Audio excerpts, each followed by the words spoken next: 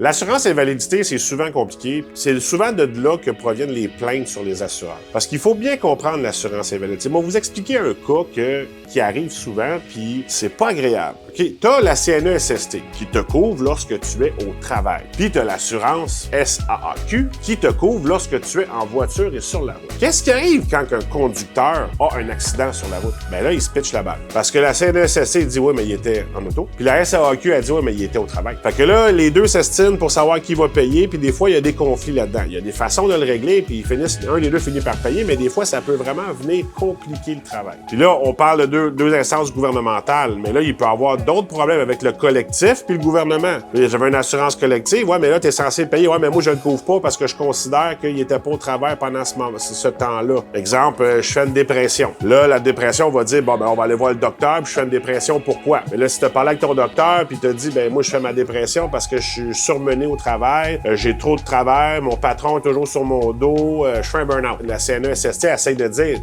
non, on a appris que tu es en divorce. C'est pas le travail le problème, c'est ta vie personnelle. Donc, c'est ta vie personnelle le problème. Ton assurance collective qui devrait payer. Il arrive souvent lors de réclamations, une multitude d'assureurs impliqués qui puissent avoir des conflits, puis que là, des fois, il peut avoir des complications avant d'être payé. Mais vous allez être payé puisqu'il y a un assureur qui doit payer. C'est pour ça qu'on dit toujours en planification financière qu'il faut avoir un fonds d'urgence. Il faut être capable d'avoir l'argent pour être capable d'attendre ce que notre assureur nous paye.